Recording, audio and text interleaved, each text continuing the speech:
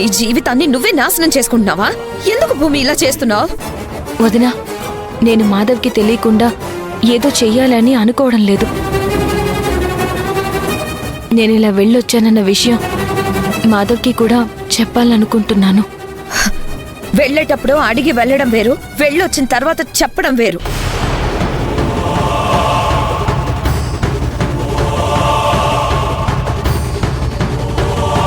ఇప్పుడున్న పరిస్థితుల్లో శౌర్యని ఎలా కాపాడుకోవాలి, ఇంట్లో వాళ్లతో ఒక్క మాట కూడా పడకుండా దాన్ని ఒడ్డున ఎలా పడేయాలని నువ్వు చూస్తున్నావు.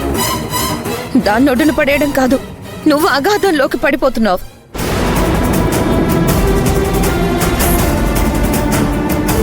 అది నీకెందుకు అర్థం కావడం లేదు భూమి? శౌర్య అబ్బాయిని పెళ్లి చేసుకోవాలనుకున్న విషయంలో నువ్వు తప్పు చేశావని ఆ దేవుడొచ్చి చెప్పినా కూడా నేను నమ్మను. కానీ ఇంట్లో వాళ్ళు ఎవరూ అది నమ్మే పరిస్థితుల్లో లేరు, ముఖ్యంగా మాధవ్.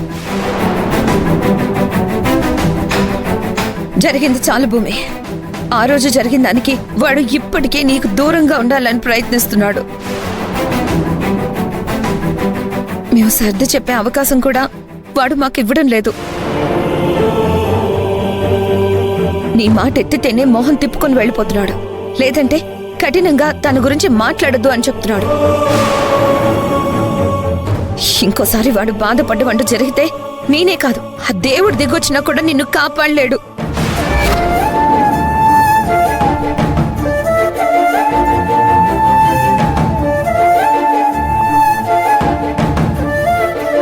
చూడలేక్యా, ఈ విషయం ఎవరో మూడో వ్యక్తి ద్వారా నా తమ్ముడికి తెలిసి వాడు బాధపడే పరిస్థితి తీసుకురావద్దు. ఏం జరిగిందనేది భూమియే వెళ్ళి చెప్తుంది.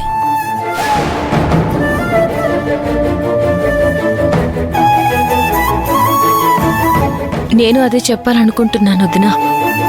చూడలేక్యా, ఇలాంటి విషయాల్లో నీకు ఆతృత ఎక్కువ అని నాకు తెలుసు.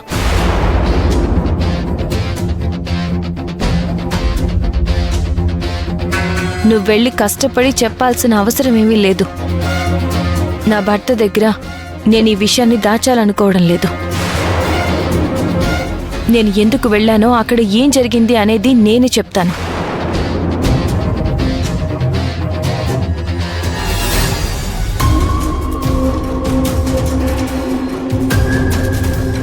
ఇంట్లో ఎవరికి తెలియని విషయాలు నీకు మాత్రమే తెలుస్తూ ఉంటాయి. కాస్త మంచి విషయాలను ఆలోచించడం అలవాటు చేసుకో. మారాను అని మాటలో చెప్పడం కాదు.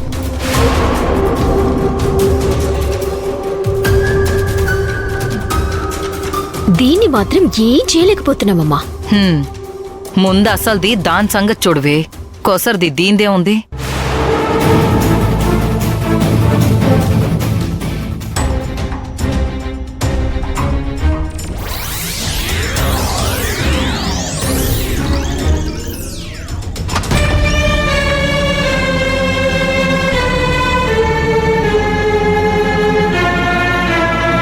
మాధవా, నీకొక విషయం చెప్పాలి. చెప్పాల్సిన సమయంలో చెప్పలేదు, ఇప్పుడు చెప్పిన ప్రయోజనం లేదు. అప్పుడు ఎందుకు చెప్పలేదో నా కారణం నాకుంది. ఇప్పుడు చెప్పాల్సిన అవసరం ఉంది. దయచేసి నేను చెప్పేది విను. ఆ రుద్రాణిని ఎందుకు కలిశానంటే... అవసరం లేదు. నువ్వెక్కడికి వెళ్ళావు, ఎవరిని కలుస్తున్నావు, ఏం చేస్తున్నావు, ఎవరితో ఏం మాట్లాడావు, ఇవేమీ నాకు తెలియాల్సిన అవసరం లేదు. చేసింది చాలు. నువ్వు చేసిన పని వల్ల నా మీద మా అన్నయ్యకున్న నమ్మకం పోయింది. నా చెల్లెలు తప్పు చేసినట్టు అయిపోయింది. నలుగురిలో ఇంటి పరుగు పోయింది. నువ్వు నాకేదో చెప్పాలి, నా మనసు మార్చాలనే ప్రయత్నాలు మానుకో. నువ్వు చెప్పిన వినే ఓపిక నాకు లేదు. కానీ ఒక్కడి గుర్తుపెట్టుకో, కాసేపట్లో మళ్ళీ ఈ సంబంధం గురించి మాట్లాడడానికి అత్తయ్య వాళ్ళ ఇంటికి మేము వెళ్తున్నాం. నువ్వు తప్ప. మన కుటుంబ పరువు తీసి మనల్ని వీధుల పాలు చేయాలనుకుని చూసిన దాని ఇంటికి వెళ్ళొచ్చానని ఇంత గర్వంగా చెప్తున్నావు చూడు. అక్కడే అర్థమైపోతుంది మీ అమ్మ నాన్న నిన్నెంత లక్షణంగా పెంచారో అని.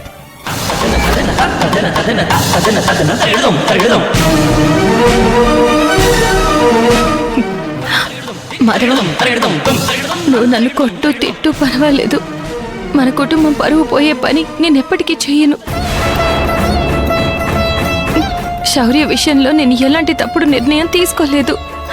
నేను తీసుకున్న నిర్ణయం వేరు, మీ అందరికీ కనిపించింది వేరు. దీని వెనకాల ఆ రుద్రాణి ఉందని నాకు అనిపించింది. అది ఇంకేం పిచ్చి పనులు చేసి ఇంకెలా ఈ ఇంటి పరువు తీస్తుందో అని భయపడి ఆ రుద్రాణి దగ్గరికి వెళ్ళాను.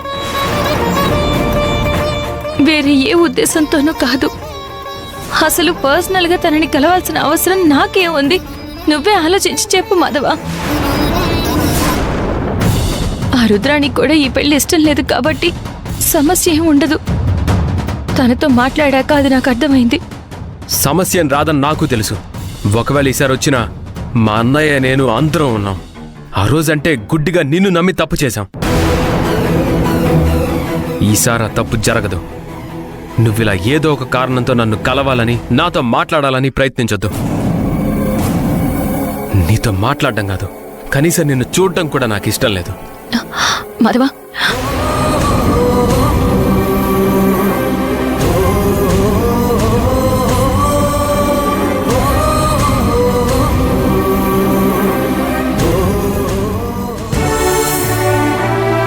రాఘవా, టైం అవుతుంది, రండ్రా వెళ్ళాలి. వస్తున్నానమ్మా. అమ్మా బయలుదేరదామా? మాధవేడి? అదే వస్తున్నానయ్యా. ఎరా బయలుదేరదామా? ఆ,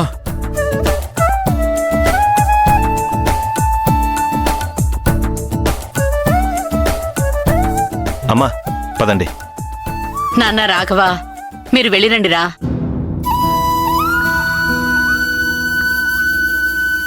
నేను మీ నాన్న గుడికి వెళ్ళి మీరు వెళ్లే కార్యక్రమంలో మంచి జరగాలని కోరుకుంటాంరా.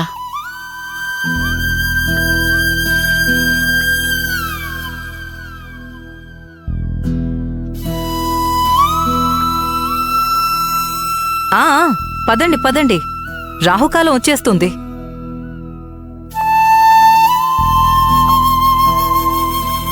వెళ్ళేది మంచి విషయం మాట్లాడ్డానికి కదా. శుభగడియలు దాటక ముందే బయలుదేరితే బావుంటుంది. అక్క వెళ్దాం పదండి. అమ్మా భూమి, ఒకసారి ఎదుర్రా అమ్మా.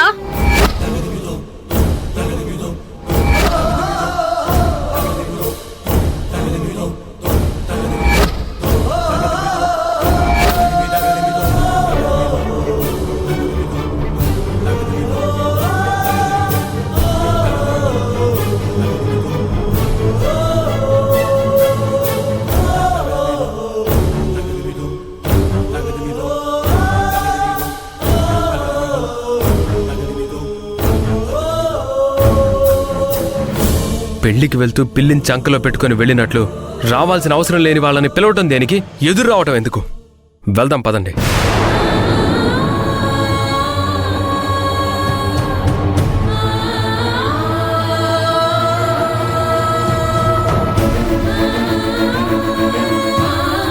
అదేంటయ్యా, శుభకార్యం గురించి మాట్లాడ్డానికి వెళుతూ ఎవరో ఒకరు మంచి శకునం ఎదురు రాకపోతే ఎట్లా?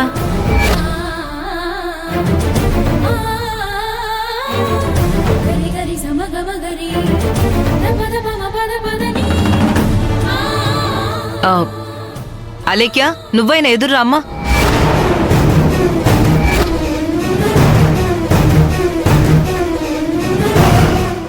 సరేనమ్మా.